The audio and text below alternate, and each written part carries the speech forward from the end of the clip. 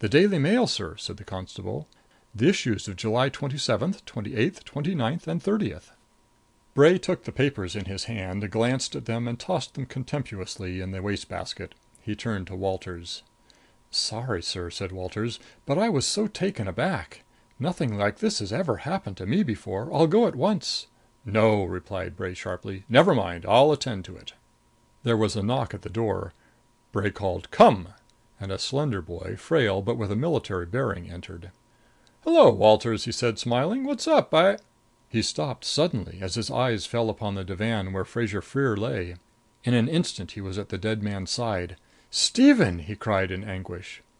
"Who are you?" demanded the inspector. Rather rudely, I thought. "It's the captain's brother, sir," put in Walters. "Lieutenant Norman Fraser Freer of the Royal Fusiliers."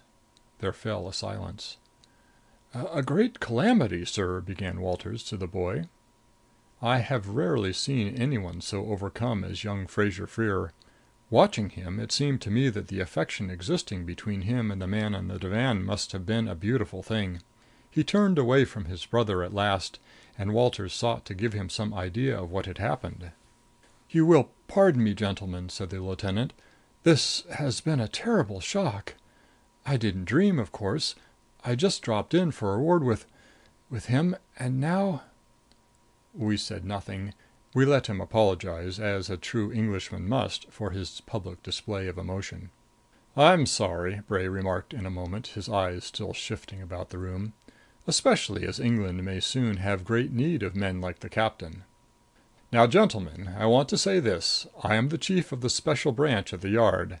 This is no ordinary murder.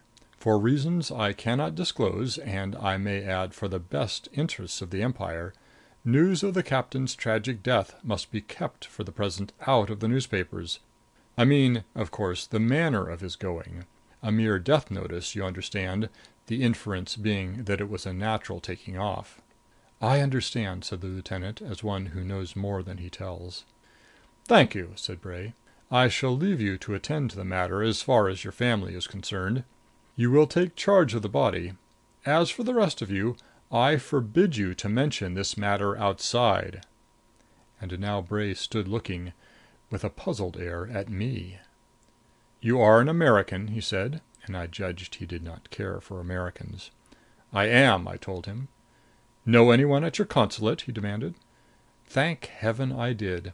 There is an undersecretary there named Watson. I went to college with him. I mentioned him to Bray. "Very good," said the inspector. "You are free to go. But you must understand that you are an important witness in this case, and if you attempt to leave London you will be locked up." So I came back to my rooms, horribly entangled in a mystery that is little to my liking. I have been sitting here in my study for some time, going over it again and again. There have been many footsteps on the stairs, many voices in the hall. Waiting here for the dawn, I have come to be very sorry for the cold, handsome captain. After all, he was a man. His very tread on the floor above, which it shall never hear again, told me that. What does it all mean? Who was the man in the hall, the man who had argued so loudly, who had struck so surely with that queer Indian knife? Where's the knife now? And above all, what do the white asters signify, and the scarab scarf pin, and that absurd Homburg hat? Lady of the Carlton, you wanted mystery. When I wrote that first letter to you, little did I dream that I should soon have it to give you in overwhelming measure. And, believe me when I say it, through all this your face has been constantly before me. Your face as I saw it that bright morning in the hotel breakfast room. You have forgiven me, I know, for the manner in which I addressed you.